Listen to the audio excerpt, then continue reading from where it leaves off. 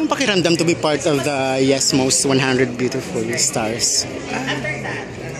Palaging the same. Always overwhelming, always very, very grateful and very happy. So, syempre, napapasama ka sa ganitong klaseng event. And, alam mo yun, na-recognize ka, na-consider ka palagi. So, yeah, very, very thankful and grateful. Ano mga bago mong shows? Ngayon meron kaming ginagawang movie ni Jessie. Tapos meron ding 2 indie films na ginagawa and kasabay din siya ng Banana Sunday. Banana Sunday pa lang TV mo? Or may serye kang gagawin? Serye wala pa. So 3 movies lang yung gagawin. Na-miss mo ba yung pagpapatawa? Kasi sa 5 naman ginagawa mo yun eh. Tapos sa... Oo naman, talagang gusto ko talaga yun.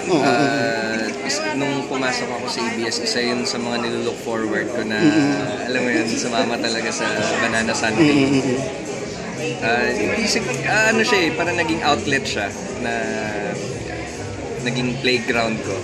Kaya gustong-gusto ko talaga na sumasama. Nililigawan mo daw si Jessie? Nililigawan mo daw? Ano alam mo?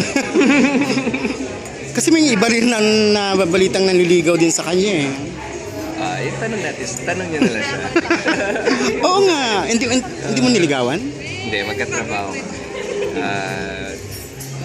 Madami kaming work na magkasama together. Yung ligaw, hindi pa. Wala pa. Pero aware ka na nililigawan siya ni Luis?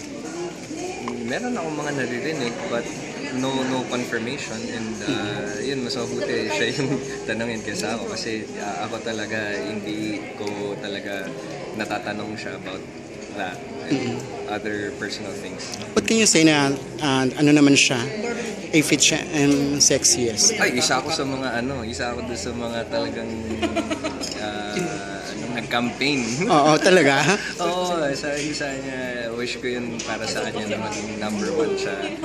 And para sa kapartner niya, syempre, very happy ako for her. Diba? Kasi from, ano ba siya last year, tapos ngayon biglang talon sa #1, diba? Sobrang big leap for her. Yung masaya ako para sa kanya. Yun lang. Thank you. Thanks.